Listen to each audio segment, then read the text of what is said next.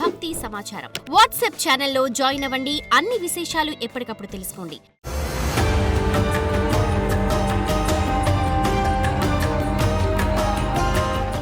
ద్వాదశ రాశుల్లో గ్రహ గమనాల్ని ఓసారి వీక్షింపచేద్దాం.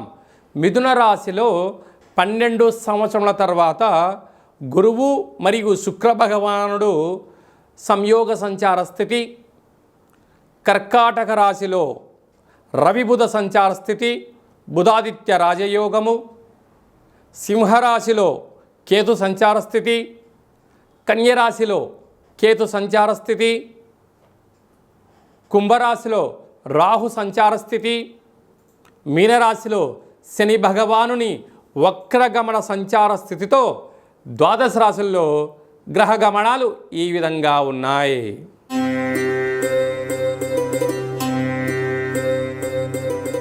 తులారాశి వారు శ్రావణమాస సందర్భంగా వరలక్ష్మీదేవి అమ్మవారిని ఎలాంటి వస్త్ర రంగులతో ఎలాంటి నైవేద్యాలతో పూజించాలో, ఐశ్వర్యాన్ని ఎలా పొందాలో ఈ వీడియోలో తెలుసుకుందాం.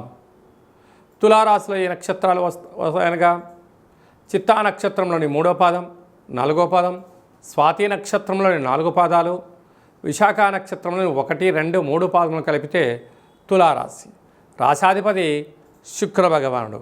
వీరికి సంతాన స్థానంలో రాహు సంచార స్థితి ఉండడం వలన తల్లిదండ్రుల మాట పిల్లలు, పిల్లల మాట తల్లిదండ్రులు, సకుటుంబ సపరివార సమేతంగా అందరూ కూడా ఒక మాట పైన ఉండగలిగినట్లయితే రుణ రోగ శత్రువులు తగ్గిపోతారని చెప్పి కూడా గమనించాలి. 6వ స్థానంలో శని భగవానుడు జలరాశిలో ఉండడం వలన జలభయం, అగ్నిభయం, మృత్యుభయం, అపమృత్యుభయం అప్పుడప్పుడు కనపడుతూ ఉంటుంది. ఇలాంటి కాల సమయంలో సౌమ్యము, ఓపిక, పట్టుదల, ఎవరితోనైనా ఏదైనా పని చేసేటప్పుడు అది పని అవుతుందా కాదా అని మీ మనసును అడగండి. పని అవుతుంది, మీరు మీ మనసు చెప్పింది వెళ్ళండి. లేదు, కొంతకాలం వెయిట్ చేయండి. దీనివల్ల ఏమవుతుందంటే పెద్ద పెద్ద గండాలు, పెద్ద పెద్ద ఇబ్బందులను సునాయాసంగా మీకు మీరే తప్పించుకునే ప్రయత్నం అవుతుందని చెప్పి కూడా గమనించాలి. అలాగే భాగ్యస్థానంలో 12 సంవత్సరాల తర్వాత శుక్ర భగవానుడు గురుతో కలిసి సంచారం చేయడం వలన వివాహ ప్రయత్నం కలిసి రావడం, నూతనంగా వివాహమైన దంపతులు భార్యకు భర్త, భర్తకు భార్య బహుమతులు ఇచ్చి పుచ్చుకోవడము ఆ దంపతుల యొక్క బంధము బలోపేతమవుతుంది.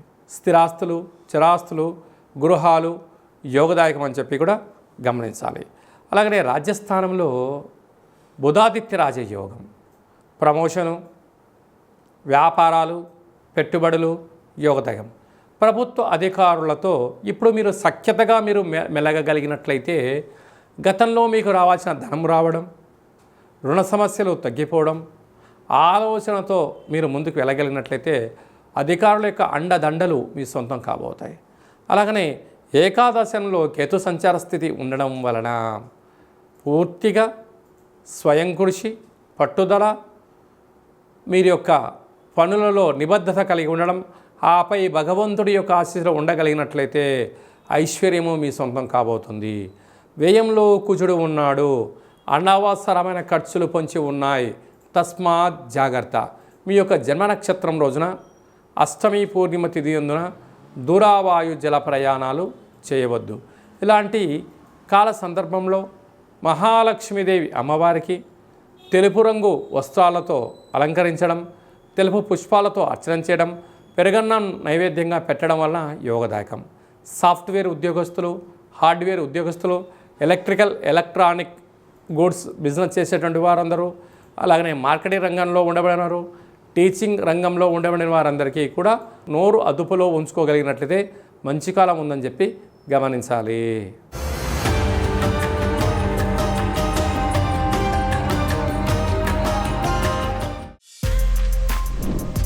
For more videos like this, subscribe Big TV channel.